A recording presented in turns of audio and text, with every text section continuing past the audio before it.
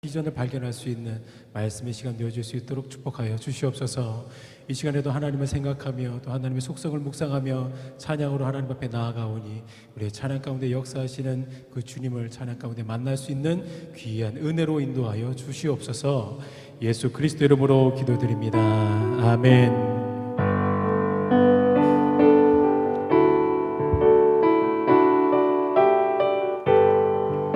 시간에 대산을 넘어 찬양하며 나아가시겠습니다. 대산을 넘어 엄곡에 가도 이 가운데로 걸어가면 주께서 항상 지키시기로 약속한 말씀 변치 않. 우리 한 번 더 대산을 넘어 엄곡에 가도 이 가운데로 걸어가면 주께서 항상 지키시기로 약속한 말씀 변치 않네. 하늘의 영광 나의 맘속에 차고도 넘쳐 할렐루야를 힘차게 불러 영원히 주를 찬양하리. 캄캄한 밤에 다닐지라도 주께서 나의 길 되시고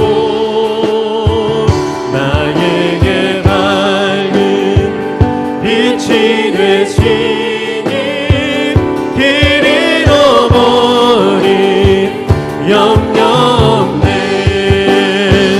하늘의 영광 나의 맘속에 차고도 넘쳐 할렐루야를 힘차게 불러 영원히 주를 찬양하리.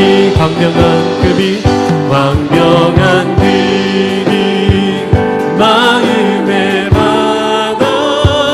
찬란한 천국 바라보고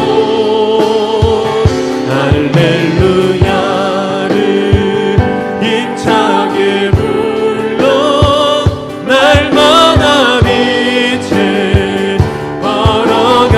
하늘의 영광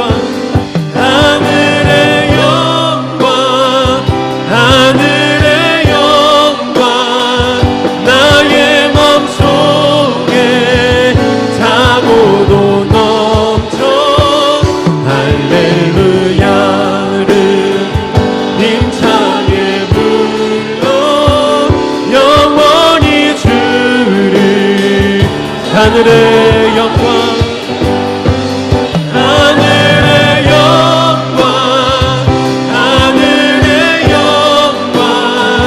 나의 맘속에 차고도 넘쳐 할렐루야를 힘차게 불러 영원히 주를 찬양하리.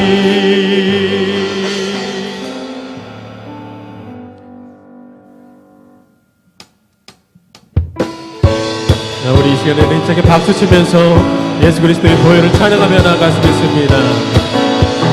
죄에서 자유를 얻게 함은 보혈에는요 주의 보혈 시험을 이기는 승리되니 참 놀라운. 한 번 더 죄에서 자유를 얻게 함은 보혈에는요 주의 보혈 시험을 이기는 승리되니 참 놀라운 능력이로다.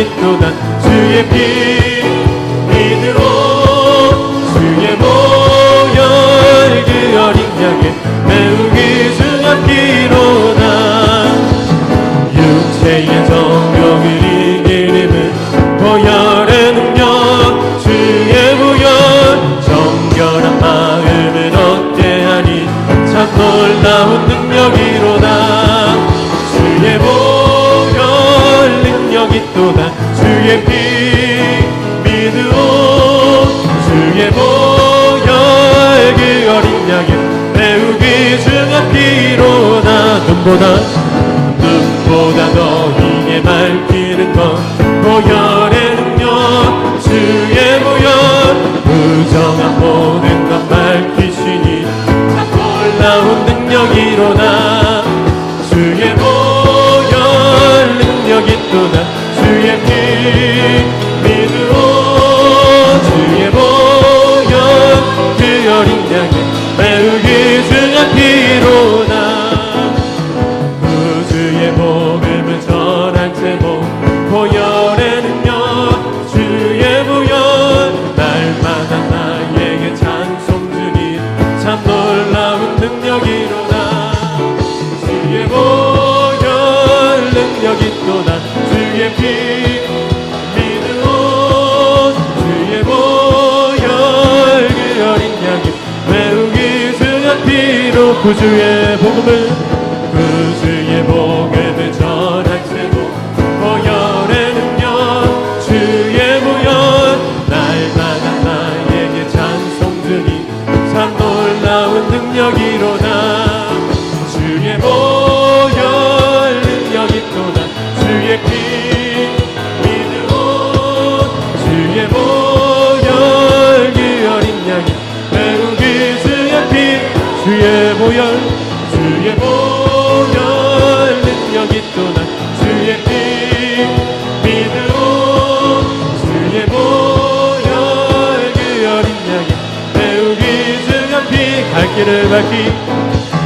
갈 길을 밝히고 있으니 주 앞에 빨리 나갑시다 우리를 찾는 구주 예수 보도라시네 죄악 벗은 우리 영혼은 기뻐 뛰며 주를 보겠네 하늘에 계신 주 예수를 영원히 섬기리 우리를 오라 하시는 말 기쁘게 듣고 순종하세 구주를 믿기 지체 말고 속속히 나가세 죄악 벗은 우리 영혼은 기뻐 뛰며 주를 보겠네 하늘에 계신 주 예수를 영원히 섬기리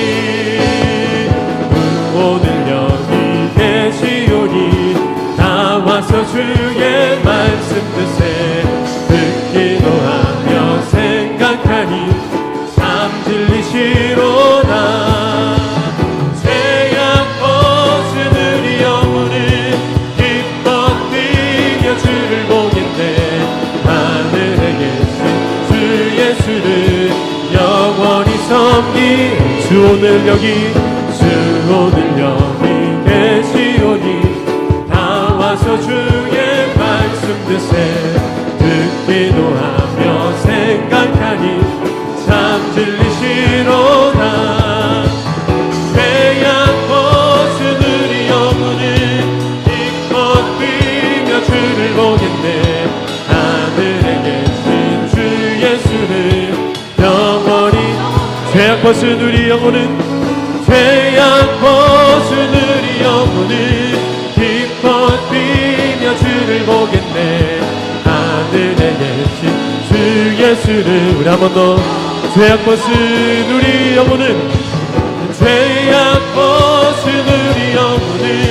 기뻐 뛰며 주를 보겠네 하늘에 계신 주 예수를 영원히 섬기리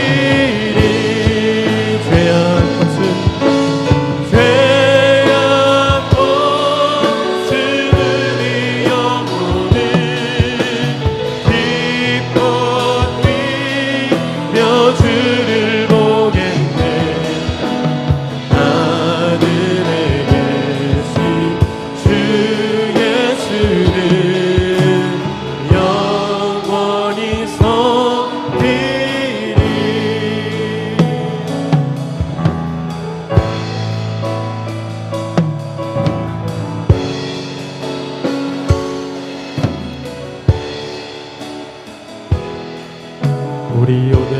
눈물로 우리 오늘 눈물로 하나를 씨앗을 심는 날 꿈꿀 수 없어 무너진 가슴에 저들의 푸른 꿈 다시 돋아나도록 우리 함께 땀 흘려 소망의 길을 만든다. 내일로 가는 길은 쌓지 못했던 저들 노래하며 달려갈 그 길. 그날에 우리 보리라 새벽 이슬 같은 저들 일어나 뜨거운 가슴 사랑의 손으로 이 땅 치유하며 행진할 때 오래 황폐하였던 이 땅 어디서나 순결한 꽃들 피어나고 푸른 의의 나무가 가득한 세상 우리 함께 보이랴. 그날에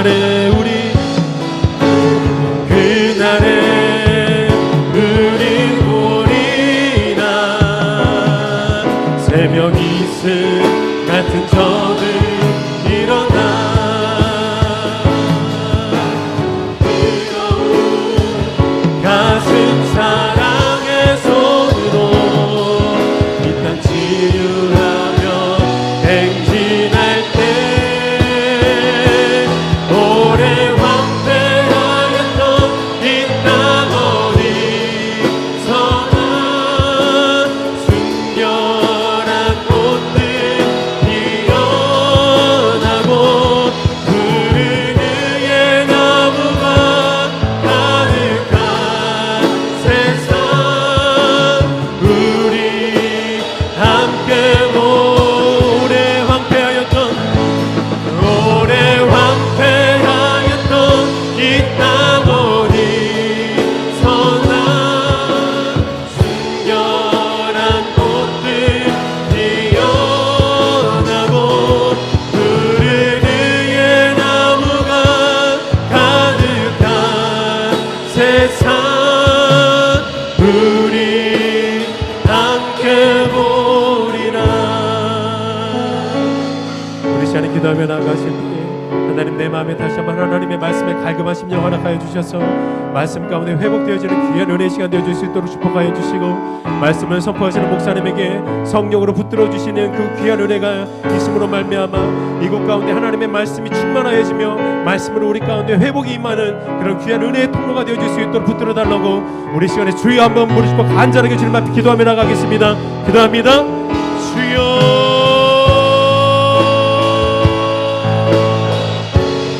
예수님 이 시간에도 우리 가운데 말씀으로 역사하시는 그 주님을 찬양합니다. 하나님 우리의 모든 연약하고 병든 것들 다 내려놓게 하여 주시고 이 시간에도 말씀으로 충만하게 우리 하나님 역사하여 주셔서 하나님의 놀라우신 그 사랑이 우리 가운데 충만해질 수 있는 귀한 은혜의 시간 말씀의 시간 되어질 수 있도록 은혜를 더하여 주시옵소서. 아버지 하나님 이 시간에 말씀을 선포하시는 목사님 가운데 성령으로 가득 충만하게 부어주셔서 아버지 하나님의 놀라우신 진리의 말씀이 우리를 깨우게 하여 주시고 우리 심령 가운데 다시 한번 복음으로 변화받고 하나님의 말씀으로 말미암아 회복되어지는 그런 귀한 말씀의 시간 되어질 수 있도록 우리 성령 하나님께서 충만하게 역사하여 주시기를 간절히 원합니다. 그러므로 말미암아 말씀으로 부응하며 말씀 가운데 하나님의 놀라우신 건강한 교회로 우리 교회가 다시 한번 성장하며 부응할 수 있도록 우리 하나님 역사하여 주옵소서.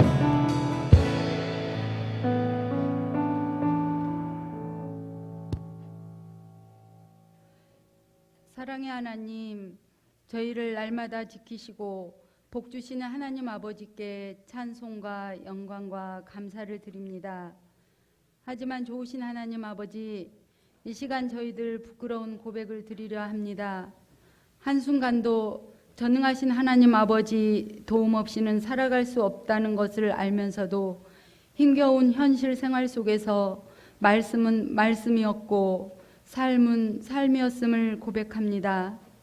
너희는 이 세대를 본받지 말고 오직 마음을 새롭게 함으로 변화를 받아 하나님의 선하시고 기뻐하시고 온전한 뜻이 무엇인지 분별하도록 하라 하신 말씀을 묵상하며 하나님 마음을 잘 헤아리고 실천하여 믿음의 어리석은 자가 되지 않기를 이 시간 주님께 의탁하오니 성숙한 참된 그리스도인으로 거듭나도록 도와주시옵소서. 하나님 아버지, 올 한 해도 얼마 남지 않았습니다. 우리 영생교회의 많은 목표와 계획 그리고 비전 위에 역사하셨던 하나님, 주님의 선하심에 더욱 감사를 드립니다. 우리는 하나님의 사랑에 빚진 자 되었으니 이웃을 사랑하고 선한 일에 힘쓰고 서로 관심을 가지며 기쁨과 생동감이 넘치는 교회, 사랑과 행복이 충만한 교회 되기를 원합니다. 또한 하나님께서 각 사람에게 나누어 주신 믿음의 분량대로 신앙생활을 잘 할 수 있게 사랑으로 단련하여 말씀과 기도, 찬양과 헌신 봉사로 회복시켜 주시고 모든 행실에서 크리스찬의 향기가 날 수 있도록 신실한 믿음을 주시옵소서. 하나님 아버지, 저희 교회는 예배를 생명처럼 여기는 교회입니다. 모든 성도들이 신령과 진정으로 드리는 예배 위에 기도로 승리하는 교회, 전도로 부흥하는 교회로 하나님의 뜻을 이루는 교회 되기를 원하옵나이다. 특히 담임 목사님의 성령 충만한 목회 사역과 영육간의 강건함을 주시고 말씀을 전하실 때마다 성령님의 음성을 듣는 은혜의 시간들이 되게 역사하여 주시옵소서. 이 예배를 성령님께 온전히 의탁하오며 예수님의 이름으로 기도드리옵나이다. 아멘.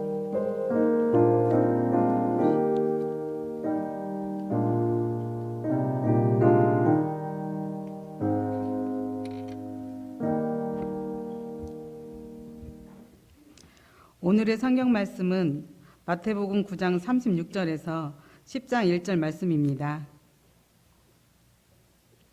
봉독하겠습니다. 무리를 보시고 불쌍히 여기시니 이는 그들이 목자 없는 양과 같이 고생하며 지진함이라. 이제 제자들에게 이르시되 추수할 것은 많되 일꾼이 적으니 그러므로 추수하는 주인에게 청하여 추수할 일꾼을 보내주소서 하라 하시니라.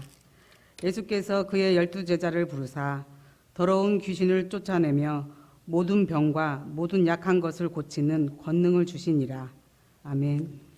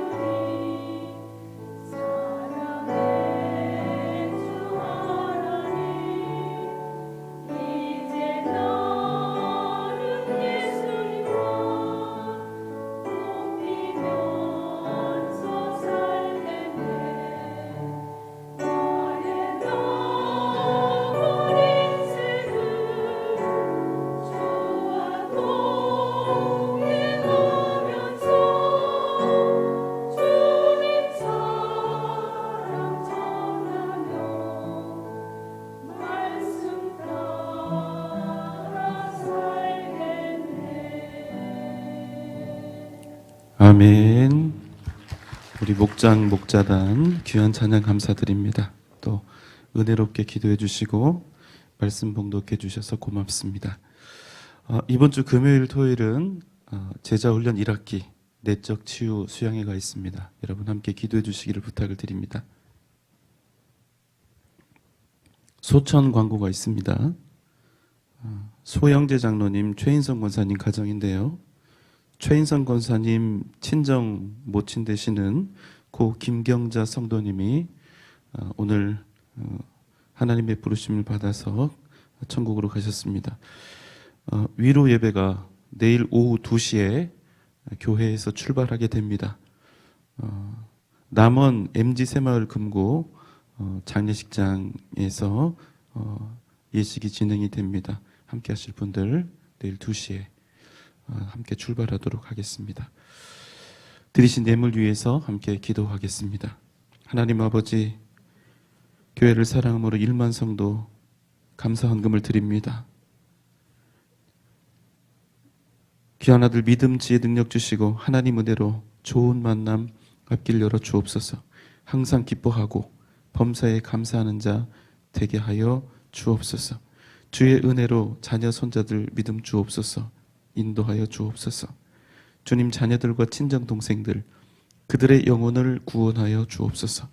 주님의 인도하심 따라 사는 복된 가정이 되게 하여 주옵소서. 나를 통해서 하나님의 꿈이 이루어지게 하시며 하나님의 꿈을 이루며 살아가는 복된 인생 되게 하옵소서. 추수감사 헌금을 드립니다. 변함없는 기도의 제목으로 1000번째 예물을 하나님께 드립니다. 하나님, 그 마음의 소원을 오늘 이 밤 주님께서 이루어 주옵소서. 내가 가진 모든 것이 오직 주님 주신 것임을 믿음으로 고백하며 11조의 예물을 드리오니 그 가정과 가문과 자녀들과 직장과 기업을 강하게 하시고 복되게 하여 주셔서 하나님의 크신 은혜와 역사하심이 나타나게 하여 주옵소서. 주님, 예수 사랑 후원헌금도 하나님 앞에 드립니다. 그 손길에 기름을 부으시고 또 주님의 사랑이 증거되는 복된 손으로 사용하여 주옵소서.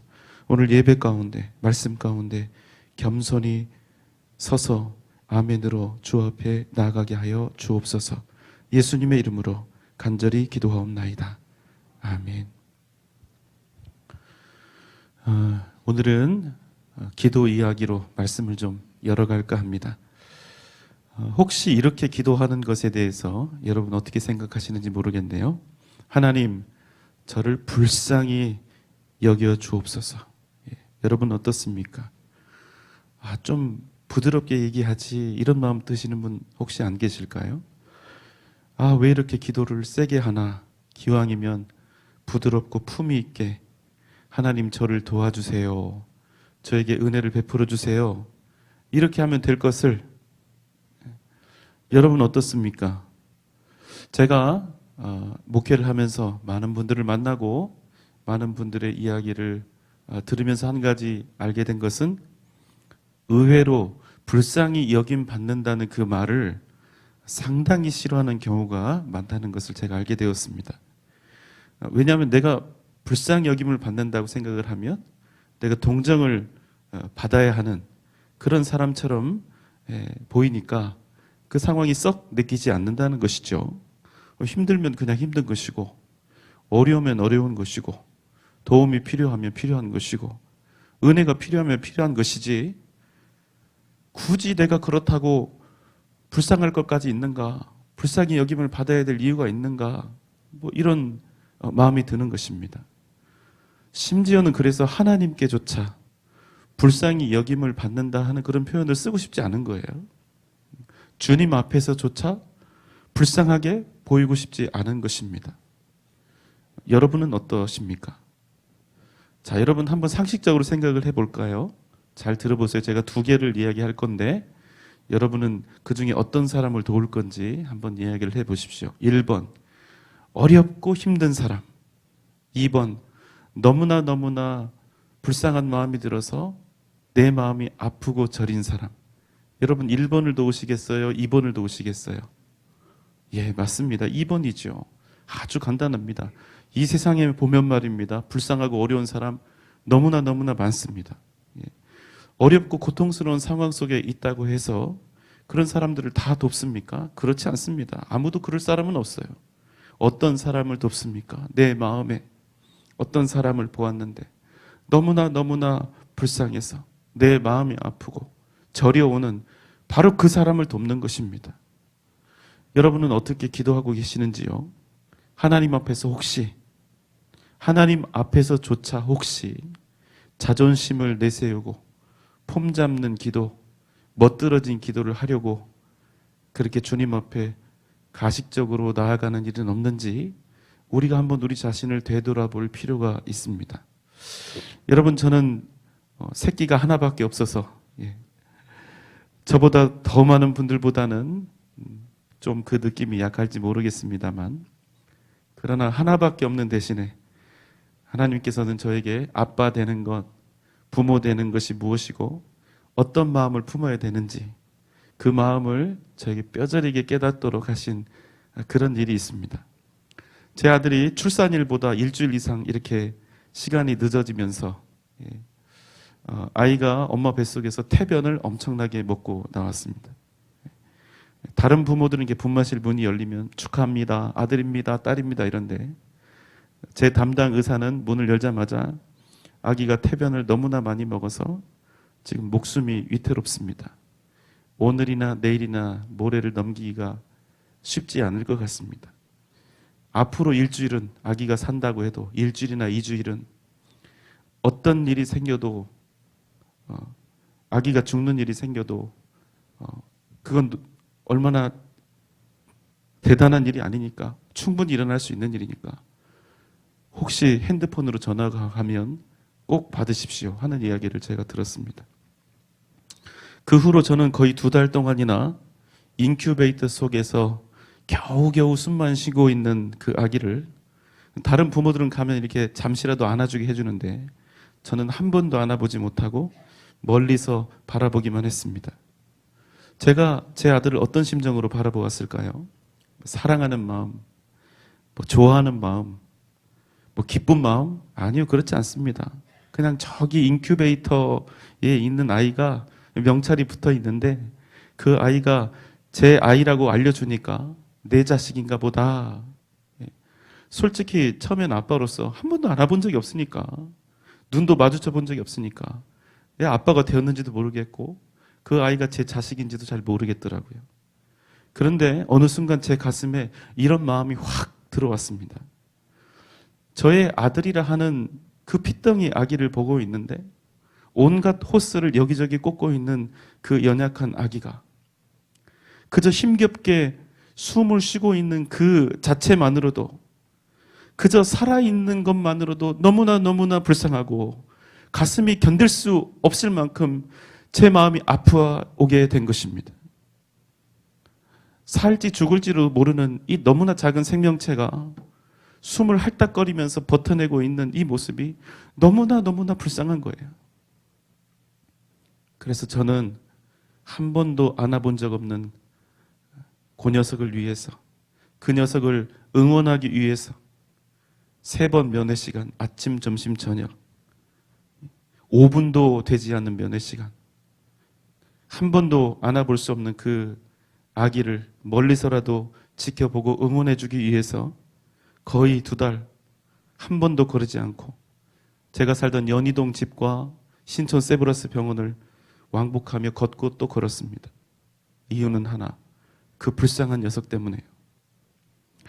여러분, 불쌍하다는 말의 의미가 어떤 것인지 좀 감이 오십니까? 오늘 말씀에는 불쌍하다라는 그 말, 성경 속에 불쌍하다라고 하는 그 말의 의미가 무엇인지를 우리에게 알려주는 그런 말씀이 있습니다. 마태복음 9장 36절의 말씀입니다. 무리를 보시고 불쌍히 여기시니 이는 그들이 목자 없는 양과 같이 고생하며 기진함이라. 주님께서는 당신을 따르는 무리를 보시고 그들을 불쌍히 여기셨습니다.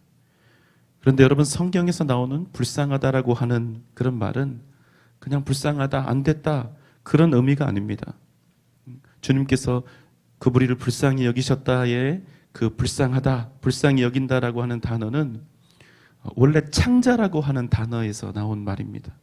무슨 말이냐면 불쌍히 여긴다 하는 말은 그냥 안 됐다, 슬프다, 마음이 아프다 이런 말이 아니라 창자가 끊어지는 것과 같은 고통을 함께 느끼고 있다 이런 뜻입니다.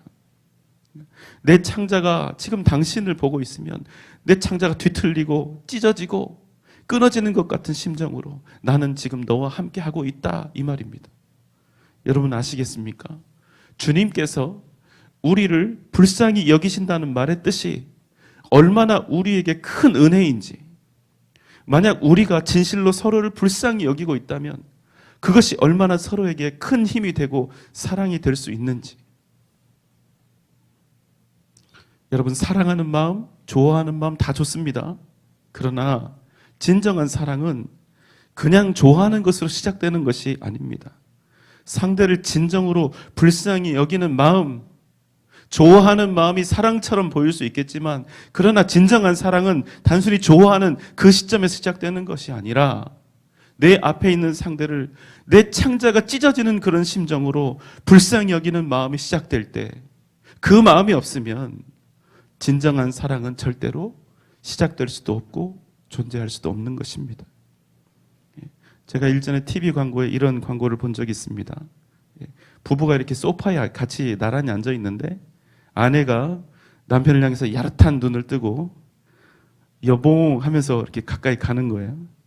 그러면서 남편에게 스킨십을 이렇게 시도를 합니다. 그러니까 남편이 확 놀라면서 뭐라고 얘기를 하냐면 가족끼리 이러는 거 아니야. 그리고 우리는 의리로 산다. 이제 이런 멘트가 나오는 거예요. 이런 상황을 보면 마치 사랑이라고 하는 감정이 다 없어진 것처럼 보이죠. 그런데 재밌는 것은요, 놀라운 것은 그런 부부들이 어떻게 끝까지 서로를 지키면서 평생 부부로 함께 살아갈 수 있을까 하는 것입니다. 여러분, 의리 때문일까요? 아닙니다. 절대로 그렇지 않습니다. 그럼에도 불구하고 부부 사이에는, 그 두 사람 사이에는 서로를 긍휼히 여기는, 서로를 애끓는 심정으로, 내 창자가 끊어지는 심정으로 불쌍히 여기는 진실한 마음이 서로에게 있기 때문에 그 부부가 평생 부부로서 남을 수 있는 거예요. 저 인간 나 없으면 어쩌나, 아무리 못되게 굴어도 가끔씩 미운 구석이 있어도 내가 없으면 하루도 못 사는 사람이니까 어떻게 하나 내가 그의 곁에 남아 있어야지, 이런 겁니다. 여러분 아닙니까? 반응이 왜 이래요? 여러분은 아직도 눈만 맞아도 손만 살짝 스쳐도 막 스파크가 튀고 난리가 납니까? 여러분, 왜 수많은 커플들이 깨지고 수많은 가정들이 이혼을 합니까? 좋아하는 마음이 없어져서 그랬을까요? 아니면 서로의 마음이 결혼 전과 달라져서 그렇게 이혼하는 일들이 벌어집니까? 여러분, 단지 그것 때문일까요? 그렇지 않습니다. 서로를 진정으로 불쌍히 여기는 그 애끓는 마음, 상대방 때문에 내 창자가 끊어질 만큼 그렇게 고통을 느끼는 그 불쌍히 여기는 마음이 없어졌기 때문입니다. 여러분, 상대방을 불쌍히 여기는 이 마음이 없어지면 당연히 용서도 없어지고 용납하는 것도 없어지고 배려도 없어지고 섬김도 없어지고 그 사람에 대한 책임감도 없어지게 되어 있습니다. 여러분 잊지 마십시오. 진정한 사랑은 단지 좋아하는 뜨거운 감정으로 절대로 다 설명될 수가 없다는 사실. 진정한 사랑은 상대방을 애처롭고 애틋하게 그렇게 마음속에 품는 불쌍히 여기는 마음에서 시작된다는 사실.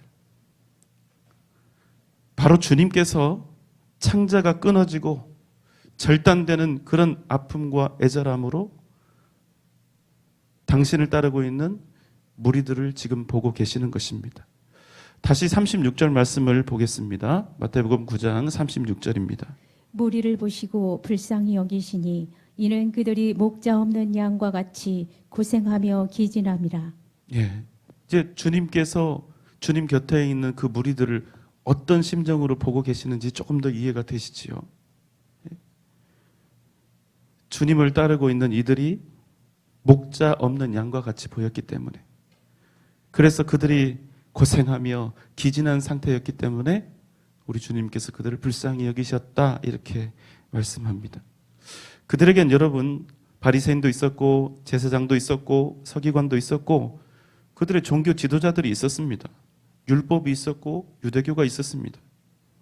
그래서 그들을 목자처럼 따르고 있었습니다. 율법을 생명처럼 지키고 있었습니다. 그런데 그럼에도 불구하고 주님은 그들을 향해서 너희에게는 목자가 없다고 말씀하셨다는 사실입니다. 당시 종교 지도자들은 마치 자신들이 목자처럼, 백성들의 목자처럼 그렇게 선포하고 행했지만 그들은 양들을 위해서가 아니라 정작 자신들의 입속을 챙기는 삶을 살았기 때문입니다. 그 누구도 목자의 시선으로, 목자의 눈으로 백성들을 바라보지 않았습니다. 오히려 진리를 왜곡하고 그것으로 자신들의 유익을 탐했던 것입니다. 그러니 당연히 백성들에게는 목자가 없는 것이죠. 혹 이런 질문이 나올 수도 있겠습니다. 그렇다 치더라도 지금은 주님을 따르고 있지 않습니까? 왜 주님은 당신을 열심히 따르고 있는 그 사람들을 향해서 본인을 지금 따르고 있음에도 불구하고 목자가 없는 양과 같다고 말씀을 하십니까? 왜 그럴까요? 그것은 그들이, 주님을 따르고 있는 그 사람들이 그저 주님을 그냥 쫓아다니는 무리에 불과했기 때문입니다. 그래서 주님은 그들이 주님을 따르고 있음에도 불구하고 목자가 없는 양과 같다고 이야기를 하신 것이죠.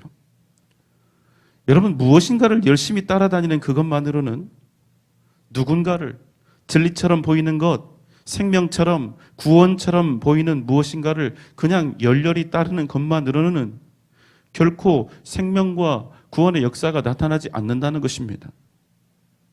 그들에게 있어서 주님은 목자가 아니라, 그들에게 있어서 주님은 주님이 아니라 그저 자신들의 유익을 채워주는, 자신들의 호기심을 채워주고 줄임배를 채워주고 병자를 고쳐주고 귀신을 내쫓아주는 그런 유익한 존재일 뿐이었다는 사실입니다. 그래서 주님은 그들을 불쌍히 여기시는 거예요. 여러분 한번 생각해 보십시오. 평생 사는데 하고 싶은 것, 먹고 싶은 것, 사고 싶은 것, 가고 싶은 것 아무것도 못하고 쉬지도 못하고 놀고 즐기고 싶어도 다 포기하고 다 뒤로 미루고 좀 더 행복한 인생 살아보겠다고, 좀 더 나은 삶을 살아보겠다고 열심히 최선을 다해서 땀 흘리고 수고하며 일평생을 살았는데 정작 그 안에 생명도 없고 진리도 없고 구원도 없다면, 그래서 고단하고 분주했던 그 일평생의 모든 삶의 결과가 영원한 죽음이요 평안도 기쁨도 없는 고통스러운 사망이라면 그 인생이 얼마나 허무할까요? 그런 인생은 정말로 불쌍하게 되는 것입니다. 지금 주님 곁에 주님을 따르고 있는 무리들이 그렇습니다. 주님을 열심히, 주님이 가는 모든 길목을 지키고 따르고 있음에도 불구하고 그들이 그렇습니다. 아니, 지금 내가 주님을 이렇게 열심히 따르고 있지 않습니까? 아니, 우리가 이렇게 열심히 교회를 다니고 있지 않습니까? 그런데도 정작 나에게 목자가 없다고요? 내가 이렇게 주님을 간절히 찾고 구하고 있는데도 주님이 내 목자가 아니란 말입니까? 그럴 수 있다는 것입니다. 아무리 때를 써도 아닐 수 있다는 것입니다. 그저 겉으로 주님을 따르는 것으로 진정한 주님의 사람, 주님의 제자가 될 수 없다는 것입니다. 도대체 그럼 무엇으로? 주님이 우리의 목자라는 사실, 우리가 주님 목자이신 주님의 양이라는 사실을 우리가 무엇으로 알 수 있을까요? 로마서 8장 16절로 17절 말씀입니다. 성령이 친히 우리의 영과 더불어 우리가 하나님의 자녀인 것을 증언하시나니 자녀이면 또한 상속자 곧 하나님의 상속자요 그리스도와 함께한 상속자니 우리가 그와 함께 영광을 받기 위하여 고난도 함께 받아야 할 것이니라. 아멘. 무엇도 함께 받아야 할 것이니라? 고난도 함께 받아야 할 것이니라. 여러분, 이게 없으면 절대로 제자가 아닙니다. 이게 없으면 하나님의 사람이 아닙니다. 그래서 지금 주님을 따르는 사람들은 그저 무리요 군중이 될 수밖에 없는 것입니다. 그들은 곧 주님을 버리고 떠나게 될 것입니다. 심지어 그들은 곧 예수를 십자가에 못 박으라고 외치는 군중이 될 것입니다. 곧 십자가에 주님을 못 박아서 주님에 이르도록 하는 장본인들이 될 것입니다. 여러분, 내가 지금 정말로 주님을 나의 영원한 목자로 삼고 있는가? 정말로 나는 주님을 따르고 있는 양인가? 나는 주님을 위해서, 하나님의 나라와 교회와 복음을 위해서 함께 고난을 감당할 수 있는가? 어떤 시련과 역경이 닥쳐온다 할지라도 그럼에도 불구하고 나는 주님을 따르겠는가? 어떤 아픔과 고난 속에서도 변함없이 나는 주님의 뒤를 지금 쫓아가고 있는가? 여러분, 우리가 왜 주님을 쫓아갑니까? 주님만 있으면 그저 고난도 괜찮고 아픔도 고통도 다 이길 수 있으니까 그렇습니까? 정말 그런가요? 그렇지 않습니다. 목자가 있어도 아픈 것은 아프고 괴로운 것은 괴롭습니다. 고통스러운 건 그대로 고통스러운 거예요. 아니, 여러분 생각해 보십시오. 우리가 주님이 원하시는 대로 목자가 가는 그 길을 그대로 따라갔을 때, 순종하며 따라갔을 때 오히려 더욱더 고단하고 고통스러운 일들이 우리에게 일어날 수도 있다는 것입니다. 그러나 여러분, 중요한 게 뭔지 아십니까? 우리가 정말로 주님의 양이고 주님이 우리의 목자라면 우리는 싫든 좋든 목자를 따라갈 수밖에 없다는 것입니다. 그게 목자고 그게 양인 것입니다. 시편 23편은 우리를 푸른 풀밭 쉴만한 물가로 인도하신다고 노래하지만, 그럼에도 여러분, 현실이 언제나 우리가 걸어가는 곳이 푸른 풀밭이고 쉴만한 물가는 아니지요. 우리가 그걸 부정하면 안 되는 것이죠. 그럼에도 여러분, 정말로 중요한 건 뭡니까? 어떤 형편에 처해진다 할지라도 양은 목자를 따라갈 수밖에 없으니까, 양은 목자를 따라가야 하는 것이니까, 양은 목자 없으면 다른 살 길이 없으니까, 그래도 양은 반드시 목자를 따라 살아야 하는 것이니까, 그래야 살 수 있으니까, 우리가 목자로 삼은 예수 그리스도는 반드시 우리를 살리실 유일한 구원의 주님이시니까, 오직 주님께만 구원과 생명이 있으니까. 여러분, 아멘입니까? 여러분, 목자 없는 인생이 왜 불쌍한 인생일까요? 여러분, 한번 상상해 보십시오. 푸른 풀밭, 너른 들판에 양떼들이 한가로이 풀을 뜯고 있습니다. 여러분, 멋집니까? 멋지지 않습니까? 멋지지요. 그런데 여러분, 그 양들 중에 목자가 없다면, 푸른 풀밭에 그 풍성함 속에 양떼들이 있는데 그 양떼를 목숨 걸고 지킬 목자가 그 양들에게 없다면, 여러분 어떻습니까? 아, 이제부터 목자가 없다, 자유다. 이제부터 신나게 우리 마음대로 살아보자. 여러분, 과연 이렇게 할 수 있을까요? 절대로 그렇지 않다는 것입니다. 목자 없는 양떼, 아무리 푸른 풀밭이 있어도 목자가 없으면 양들에게 있어서 그 땅은 이제 지옥이나 마찬가지인 것입니다.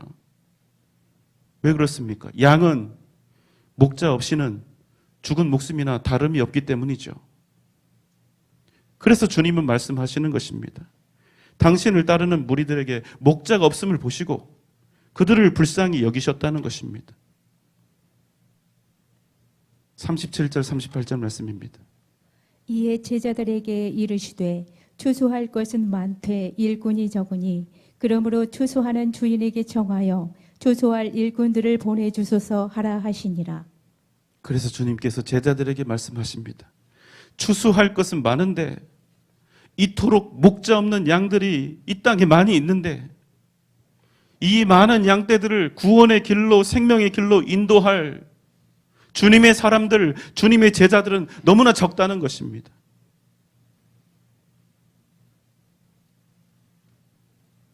여러분, 많습니까? 적습니까? 내가 어떤 사람인지를 봐야죠.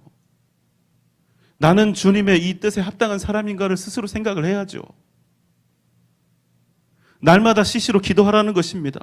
이 땅에 유리방황하는 자들을 향해서, 목자 없이 살아가는 그 불쌍한 자들을 향해서, 그들을 향해서 나아갈 하나님의 사람들을 보내주소서, 이렇게 간구하라는 것입니다. 요즘에 이 좋은 단어가 주의할 단어가 되어버렸습니다. 말씀에 보면 추수할 일꾼, 추수꾼이죠. 그런데 이단 신천지들이 아주 추수꾼이라는 단어를 열심히 씁니다. 추수꾼이라고 들어보셨죠? 그래서 복음의 열매, 생명의 열매를 추수하는 이 추수꾼이라는 단어를 우리가 정통교에서 쓸 수가 없게 된 거예요.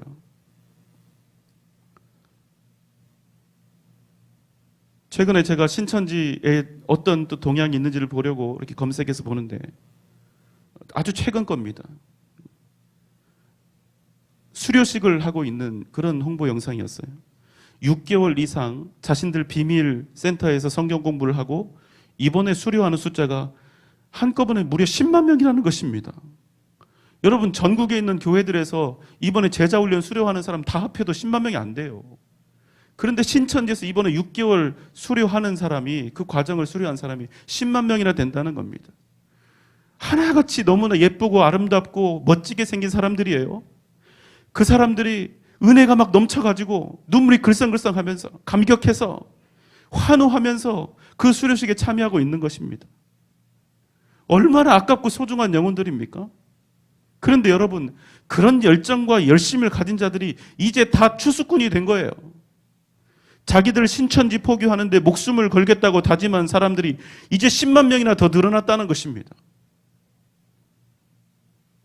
저는 그들의 영혼이 걱정되고, 우리도 걱정되고, 아직 복음을 듣지 못한 사람들도 걱정되고.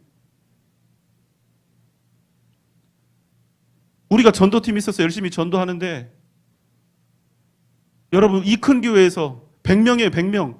100명도 자랑인데 그 외에는 별로 그렇게 관심이 없어요. 신천지가 얼마나 열심히 포교를 하고 다니는지 우리는 그들을 도저히 따라갈 방법이 없습니다. 그래서 너무나 아프고 너무나 염려가 됩니다. 진리가 아니 영원한 죽음으로 인도하는 사악한 이단도 저렇게 자신들의 잘못된 신앙에 대해서 목숨을 걸고 애가 타서 이 세상을 향해서 나아가는데, 소위 말하는 오직 하나밖에 없는 구원의 길이고 생명의 길인 예수 그리스도와 복음을 들고 있는 우리는 교회에서 터치를 안 하면 좋겠어요. 그저 평안하고 감사할 수 있고 소원 성취하고 무탈한 그런 삶을, 그런 믿음 생활을 꿈꾸면서 제자리에 주저앉아 있다는 겁니다. 난 안 하겠다는 거예요. 못 하겠다는 겁니다. 왜 복음을 전하지 못합니까? 우리에게 주님의 마음이 없어서입니다. 왜 못합니까? 우리에게 애끓는 마음, 창자가 찢어지는 그런 상대를, 그 사람을 불쌍히 여기는 그런 마음이 우리에게 정작 없어서 그런 거 아닙니까? 여러분, 우리 보면 다 거룩합니다. 앞에 있는 저를 비롯해서. 예수 그리스도의 사랑이 넘치는 것처럼 우리 각자를 너무나 예쁘게 잘 포장하고 있죠. 그렇지만 우리가 받았다 하는 그 은혜, 우리가 받았다 하는 그 십자가의 사랑, 우리 삶의 지향점은 세상을 향해 있지 않고 오직 나를 향해 있는 경우가 여러분 대부분이 아닙니까?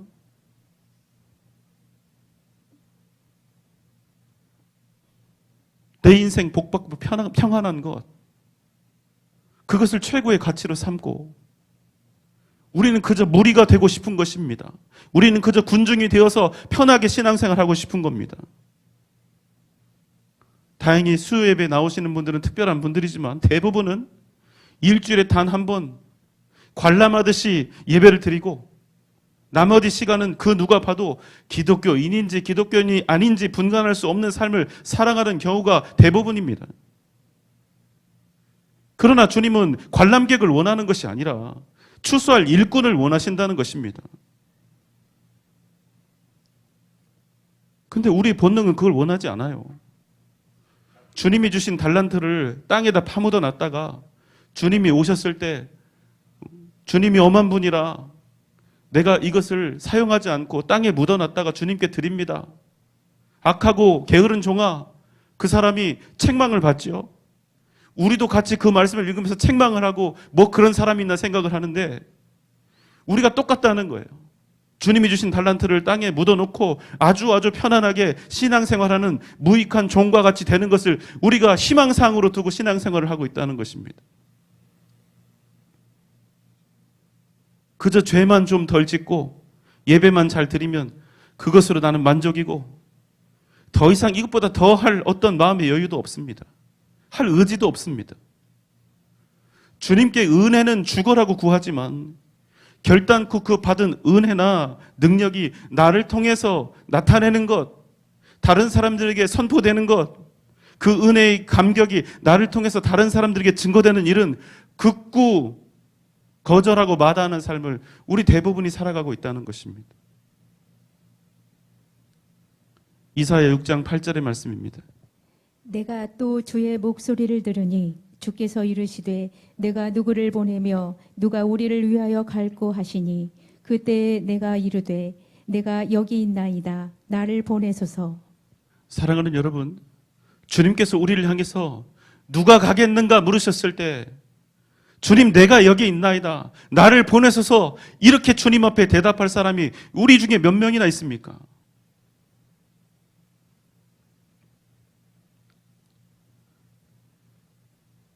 여러분 기억하십시오. 우리는 예배의 관람객으로 주님으로부터 부름받은 것이 아닙니다. 주님의 제자들입니다. 이 땅에 복음을 증거하고 하나님의 사람들을 불러서 추수해야 하는 추수의 일꾼들이라는 사실을 여러분 잊지 마시기 바랍니다. 목적 없이 진정한 생명의 비전 없이 무엇보다 생명이 아닌 썩어질 것들을 향하여 불나방처럼 달려들고 있는 인생에 초점 없는 사람들, 인생에 목자 없는 사람들에게 예수 그리스도를 증거하고 십자가의 복음을 증거하고 하나님의 나라를 그들에게 전해야 한다는 것입니다. 아멘입니까? 35절 말씀입니다. 예수께서 모든 도시와 마을에 두루다니사 그들의 회당에서 가르치시며 천국 복음을 전파하시며 모든 병과 모든 약한 것을 고치시니라. 주님께서 이 땅에 계시는 동안 행하신 세 가지 사역, 말씀을 가르치시고 천국 복음을 전파하시고 모든 병과 약한 것들을 고치셨던 주님의 그 사역, 이제는 우리가 주님을 대신해서 그 사명을 받아서 이 땅에서 그 뜻을 이루어 나가야 할 주님의 일꾼들, 그런 일꾼들이 지금 우리에게 지금 이 땅에 많이 필요하다는 것입니다. 여러분 누가 할까요? 누가 할까요? 주님 내가 여기 있나이다. 나를 보내소서.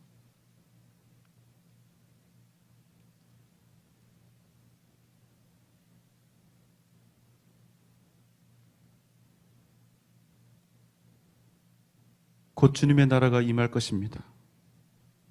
그때를 우리가 알지 못하기 때문에 우리는 항상 주님이 오실 그 날을 기대하며 기다리며 종말론적인 그런 신앙으로 긴박한 마음의 갈급함으로 이 땅을 주님의 복음으로 변화시키는 주님의 추수하는 일꾼들이 되어야 한다는 사실입니다. 기적은 긍휼히 여기는 마음, 불쌍히 여기는 마음에서 시작됩니다.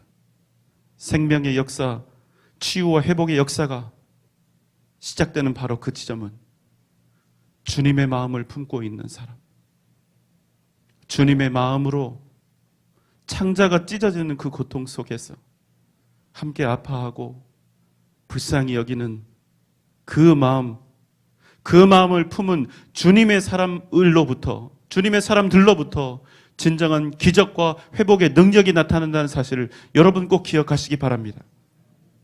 우리를 통하여 이 기적이 저와 여러분의 가정에 그리고 이 땅에 나타나는 은혜가 있으시기를 주님의 이름으로 소망합니다.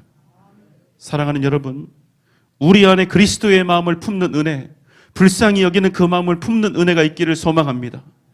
그 마음으로 우리가 만나고 섬기고 세상을 향해 나아가면 아름다운 생명과 구원의 역사가 능력으로 반드시 우리를 통하여 나타나게 될 줄 믿습니다. 예수 그리스도의 이름으로, 그 마음으로, 그 불쌍히 여기는 그 애틋함으로, 애절함으로 생명을 추수해가는 복된 은혜가 저와 여러분 가운데 넘쳐나시기를 주님의 이름으로 축원합니다. 기도하겠습니다. 사랑과 은혜가 많으신 우리 주님, 주님의 복음, 십자가의 은혜, 주 예수 그리스도의 이름으로 이 땅의 무리와 군중들을 주님 품으로 이끌어가는 진정한 생명의 추수하는 일꾼들이 되게 하여 주옵소서. 이 일을 위하여 누가 갈고 주님께서 말씀하실 때 내가 여기 있나이다, 나를 보내소서 주님 앞에 화답할 수 있는 믿음을 주시고 용기를 주시고 제자로서의 고백을 허락하여 주옵소서. 주님께서 힘과 능력을 더해 주시고 우리를 통하여 우리의 가정과 우리의 공동체와 우리가 속한 모든 삶과 우리의 교회가 아름다운 회복과 성숙과 부흥을 이루어가게 하여 주옵소서. 예수님의 이름으로 간절히 기도하옵나이다. 아멘.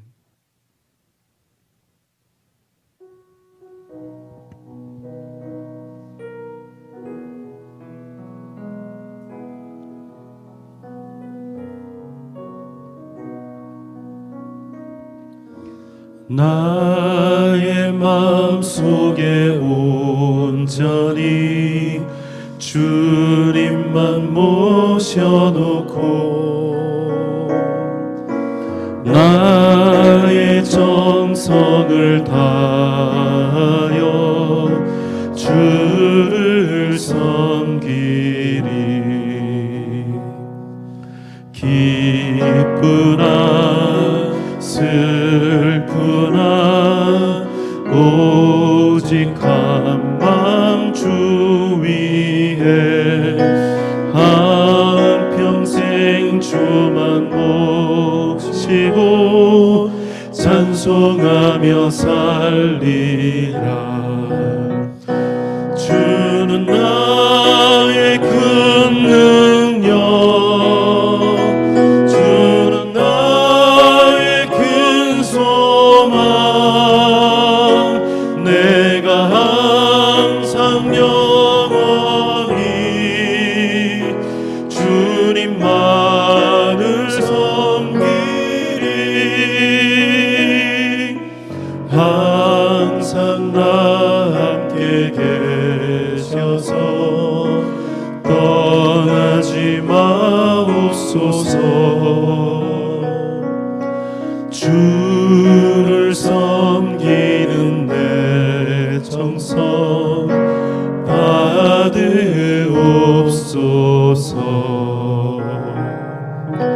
기쁘나 슬프나 오직 한마음 주 위에 한평생 주만 모시고 찬송하며 살리라. 주는 나의 큰 능력, 주는 나의 큰 소망,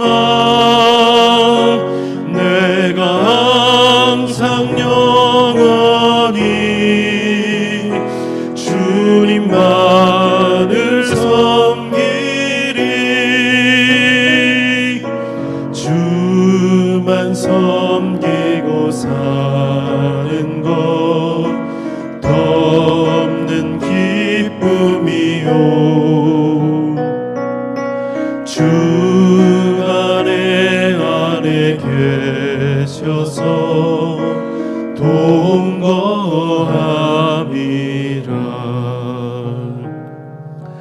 기쁘나 슬프나 오직 한마음 주 위에 한평생 주만 모시고 찬송하며 살리라. 주는 나의 큰 능력, 주는 나의 큰 소망, 내가 항상 영원히 주님만 주는 나의 큰 능력, 주는 나의 큰 능력, 주는 나의 큰 소망. 내가 항상 영원히 주님만 늘 섬기리.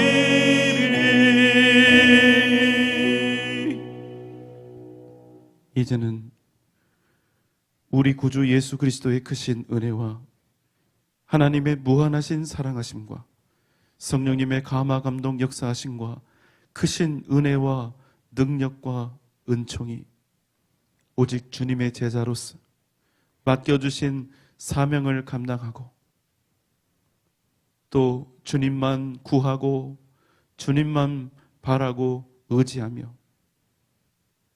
오직 보내심을 입은 하나님의 사람답게 믿음의 길을, 사명의 길을 온전히 걸어갈 것을 이 시간 다시 한번 주 앞에서 다짐하며 결단하는 우리 사랑하는 전주 영생교회 모든 성도들의 머리 위에, 이 시간 함께 주 앞에 예배드린 모든 주의 권속들 위에, 각 가정과 자녀들과 직장과 기업과 또 우리 사랑하는 교회와 한국교회의 미래 위에, 이 나라 이민족 세계 선교 위에 지금부터 영원토록 함께 계실지어다.